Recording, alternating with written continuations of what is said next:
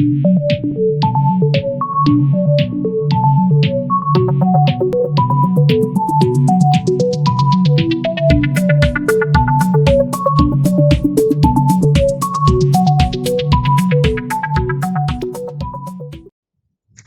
Friends, आज के इस नए एपिसोड में मैं आप सभी का स्वागत करता हूं।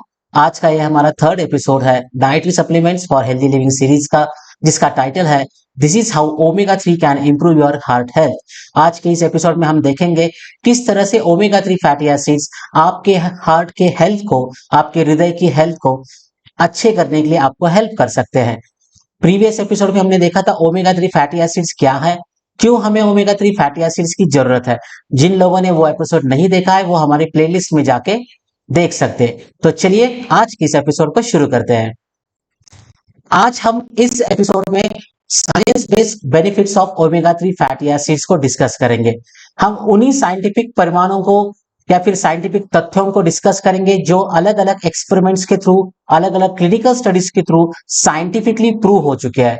उन तथ्यों के बारे में हम बात करेंगे जो ओमेगा 3 फैटी एसिड्स को साइंटिफिकली प्रूवन मानते हैं कि वो आपको हार्ट हेल्थ इंप्रूव करने के लिए या फिर आपके हार्ट डिसीजेस के रिस्क फैक्टर्स को कम करने के लिए आपको यूजफुल या हेल्प कर सकते हैं। तो अगर हम ओमेगा 3 फैटी एसिड्स और हार्ट हेल्थ का कनेक्शन ढूंढने की कोशिश करेंगे तो हमें पता चलेगा कि पुराने समय में जब साइंटिस्ट या वैज्ञानिक स्टडी कर रहे थे, पर्टिकुलरली फिश ईटिंग कम्युनिटी के ऊपर, मतलब ऐसे लोग जो फिश खाते हैं, तब उनको ये पता चला कि जो लोग फिश खाते हैं, जो कम्युनिटी फिश खाती है, मछली खाती है, उनमें हार्ट डिसीजेस बहुत कम है। उसके बाद उन्होंने और डिटेल में जाके कुछ स्टडी किया, रिसर्च किया। उसके बाद उनको पता चला कि फिश में बहुत ज्यादा मात्रा में ओमेगा 3 फैटी एसिड्स होते हैं और जो लोग फिश खाते हैं उनको ओमेगा 3 फैटी एसिड्स बहुत अच्छी मात्रा में मिलते हैं। और उस उन्हीं ओमेगा 3 फैटी एसिड्स की वजह से जो फिश खाने वाली कम्युनिटी है उन लोगों में हार्ट डिसीजेस के प्रॉब्लम्स बहुत या समस्याएं बहुत कम पाई गई है। तो इस तरीके से omega 3 fatty acids and heart benefits के बारे में डिस्कवरी हुई और इसी तरह से अलग अलग एक्सपेरिमेंट्स और अलग अलग क्लिनिकल स्टडीज के थ्रू इसके ऊपर रिसर्च किया गया। अगर हम अलग अलग हार्ट डिसीजेस के बारे में बात करेंगे तो हार्ट अटैक, हार्ट फेल्यूर, ये एक मेजर डिसीज बन चुका है। देन पेरिकार्डिटिस है, कार्डियोमायोपैथी है, हार्ट वॉल डिसीजेस है, अरिथमिया है, एंजाइना है, पेरिफेरल वैस्कुलर डिसीजेस है, कोरोनरी हार्ट डिसीजेस है, एओर्टा डिसीजेस है। अगर पूरे वर्ल्ड में हम बात करें तो सबसे ज्यादा मृत्यु होने वाले अगर किसी डिसीज में फर्स्ट नंबर आता है तो वो है हार्ट अटैक एंड स्ट्रोक्स। तो सबसे ज्यादा deaths heart attacks and stroke की वजह से पूरे वर्ल्ड में होती है। इसलिए हार्ट हेल्थ ये एक बहुत बड़ी समस्या बन चुका है। अगर हम रिस्क फैक्टर्स की बात करें तो हमें पता चलता है कि रिस्क फैक्टर्स में बहुत बार कुछ ऐसे रिस्क फैक्टर्स इन्वॉल्व है जो हम अवॉइड कर सकते हैं। अगर उन रिस्क फैक्टर्स की हम बात करें तो स्मोकिंग, जैसे कि डायबिटीज है, हाई ब्लड प्रेशर है, हाई कोलेस्ट्रॉल लेवल्स है, हाई ट्राइग्लिसराइड्स लेवल्स है, आप अगर ओबेसिटी आपको है या फिर आप बहुत ही फिजिकल इनएक्टिव हो, आपकी सेरेनिटी लाइफस्टाइल है, ये सभी रिस्क फैक्टर्स आपके हार्ट डिसीजेस में कंट्रीब्यूट करते हैं। तो अगर आपको हार्ट की डिसीज की रिस्क कम करना है तो इन रिस्क फैक्टर्स को कम करना पड़ेगा। तो किस तरह से ओमेगा 3 फैटी एसिड्स आपको इसमें हेल्प कर सकता है वो हम देखेंगे। अगर सबसे इंपॉर्टेंट रिस्क फैक्टर की हम बात करें वो है कोलेस्टेरॉल। कोलेस्ट्रॉल ये एक वैक्सी और चिपचिपा ऑयली सब्सटेंस है जो हमारे सेल्स में, कोशिकाओं में, हर अपने बॉडी के कोशिकाओं में पाया जाता है। ये चिपचिपा पदार्थ या यह तरल पदार्थ, फैट लाइक सब्सटेंस, ये आहिस्ता आहिस्ता हमारे ब्लड वेसल्स में एक्यूमुलेट होता जाता है।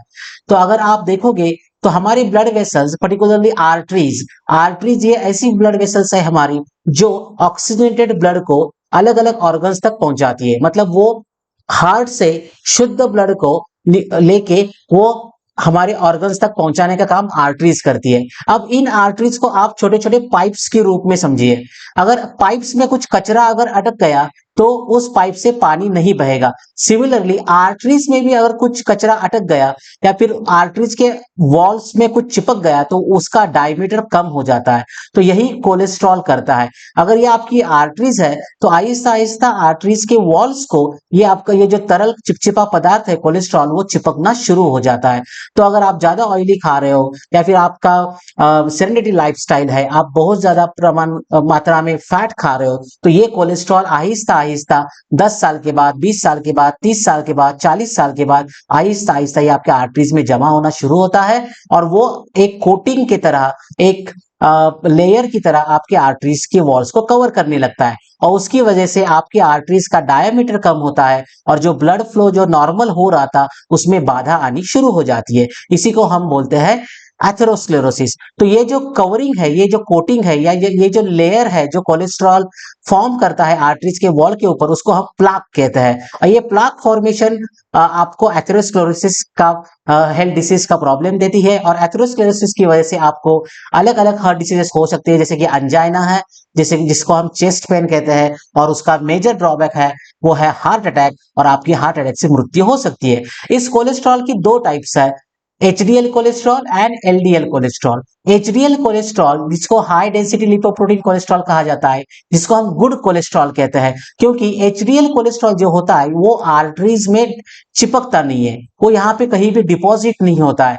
उल्टा ये एचडीएल कोलेस्ट्रॉल है वो एलडीएल कोलेस्ट्रॉल को यहां से लेके लीवर में लेके जाता है। तो ब्लड से लोअर एलडीएल कोलेस्ट्रॉल को निकालने का काम एचडीएल करता है और ये एलडीएल कोलेस्ट्रॉल जो है वो लीवर से बॉडी के बाहर फ्लश आउट किए जाते हैं। इसलिए एचडीएल कोलेस्ट्रॉल को गुड कोलेस्ट्रॉल कहा जाता है। ये जितना ज्यादा आपके बॉडी में होगा उतना आप हेल्दी रहोगे।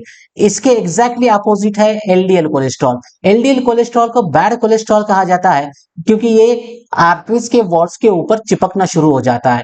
ये आहिस्ता आहिस्ता एक लेयर या प्लाक बनाता है और ये प्लाक आपके आर्टरीज के डायमीटर को खराब करता है। आपका जो नॉर्मल ब्लड फ्लो है वो ऑटोमेटिकली अफेक्ट हो जाता है। तो इनिशियली ये प्लाक छोटा हो सकता है, उसके बाद ये प्लाक साइज में बढ़ने लगता है, कुछ समय के बाद ये प्लाक रप्चर हो जाता है।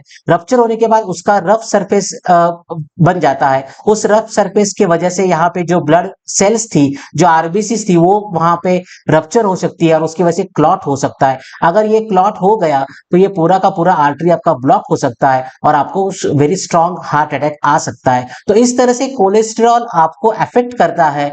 इस तरह से कोलेस्ट्रॉल को सबसे बड़ा रिस्क फैक्टर माना जाता है हार्ट डिसीजेस के लिए। तो क्या करना चाहिए हमें? डेफिनेटली हमें एचडीएल जो गुड कोलेस्ट्रॉल है उसको ज्यादा मात्रा में हमें हमारी बॉडी में होना चाहिए और लो एलडीएल कोलेस्ट्रॉल है जो बैड कोलेस्ट्रॉल है उसको हमें कम करना है। तो यहीं पे ओमेगा 3 आपको हेल्प कर सकते हैं।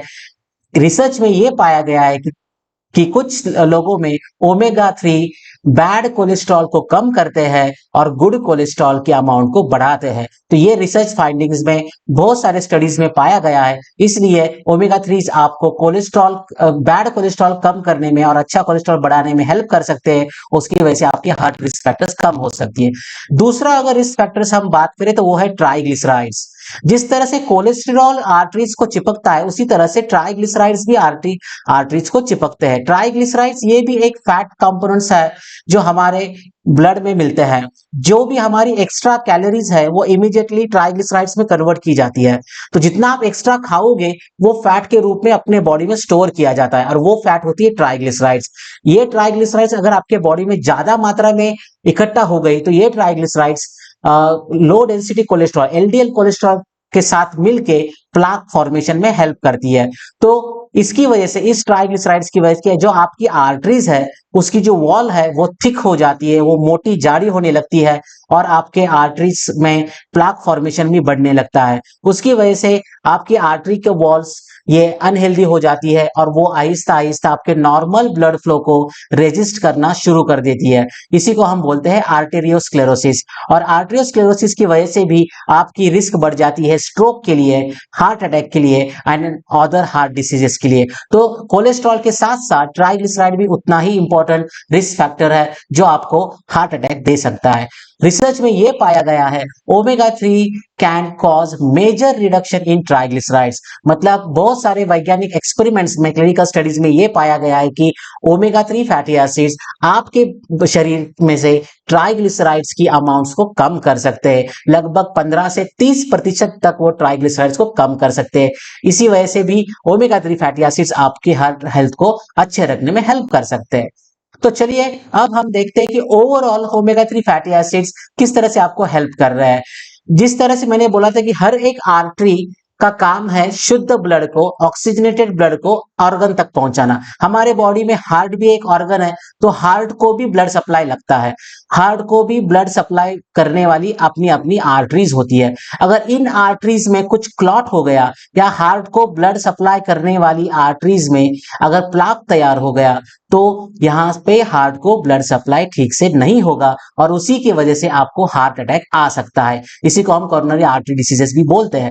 तो इस हार्ट अटैक को अगर रोकना है तो आपके आर्टरीज को स्मूथ और हेल्दी होना बहुत जरूरी है और आपके आर्टरीज में कुछ भी प्लाक फॉर्मेशन या कोलेस्ट्रॉल डिपोजिशन नहीं होना चाहिए, तो जाके आपके हार्ट अटैक आने के चांसेस कम हो जाते हैं। तो ओमेगा 3 आपको इसमें हेल्प कर सकता है। साइंटिफिकली ये प्रूव हो चुका है कि ओमेगा 3 आपके आर्टरीज को स्मूथ रखता है, आर्टरी के वॉल्स को थिक नहीं होने देता है, प्लाक फॉर्मेशन भी वो रिड्यूस करता है, कोलेस्ट्रॉल की अमाउंट रिड्यूस करता है, ट्राइग्लिसराइड्स की अमाउंट रिड्यूस करता है और आपके आर्टरीज में पर्टिकुलरली कोरोनरी आर्टरीज मतलब हार्ट को सप्लाई करने, ब्लड सप्लाई करने वाली आर्टरीज में डिपोजिशन कम करता है, उनको स्मूथ रखता है और आपको हार्ट अटैक से प्रिवेंट करने में हेल्प कर सकता है।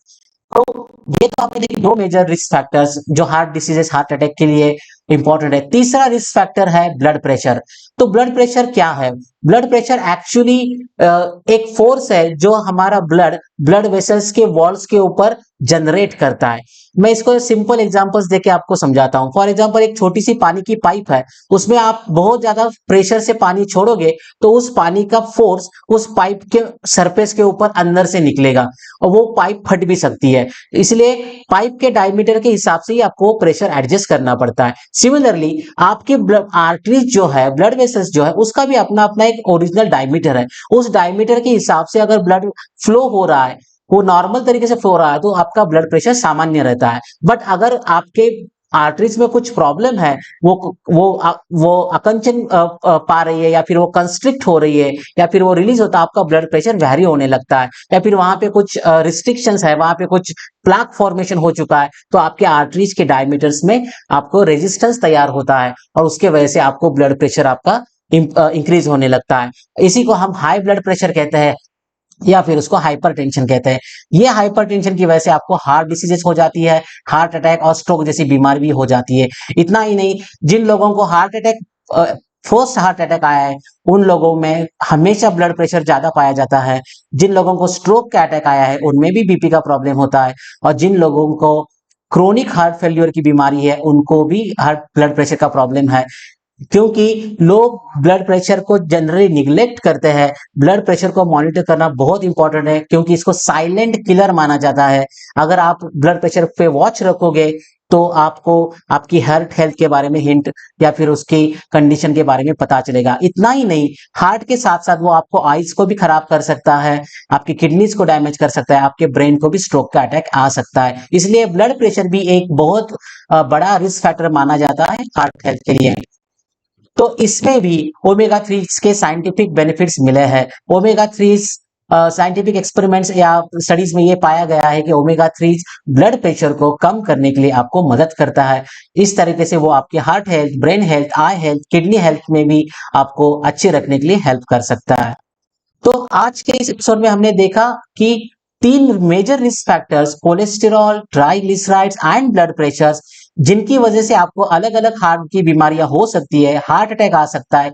इन तीनों फैक्टर्स के ऊपर ओमेगा 3 फैटी एसिड्स साइंटिफिकली अच्छे इफेक्ट्स दिखाते हैं और वो इन रिस्क फैक्टर्स को इंप्रूव करने का काम करते हैं, इन रिस्क फैक्टर्स को कम करने का काम करते हैं। वो आपकी हार्ट हेल्थ को अच्छा बनाने के लिए आपको हेल्प कर सकते हैं। बट इसका मतलब ये बिल्कुल नहीं है कि आप अगर ओमेगा 3 फैटी एसिड्स लोगे कि आपको हार्ट अटैक नहीं आएगा, स्ट्रोक नहीं आएगा, क्योंकि कुछ अदर फैक्टर्स भी है, रीजंस भी है जिसकी वजह से आपको हार्ट अटैक एंड स्ट्रोक आ सकता है वो हम अलग एपिसोड्स में डिस्कस करेंगे। But yes, omega 3 fatty acids dietary supplements आपको हार्ट हेल्थ इंप्रूव करने के लिए या फिर आपके रिस्क फैक्टर्स कम करने के लिए साइंटिफिकली हेल्प कर सकते हैं। तो इसी मैसेज के साथ आज का एपिसोड हम एंड करते हैं। आप अपने डॉक्टर की सलाह से, डाइटिशियन की सलाह से ओमेगा 3 फैटी एसिड्स ले सकते हो, या फिर आप डाइट में एक्सपर्ट्स की सलाह से ओमेगा 3 फैटी एसिड्स का इस्तेमाल कर सकते हो।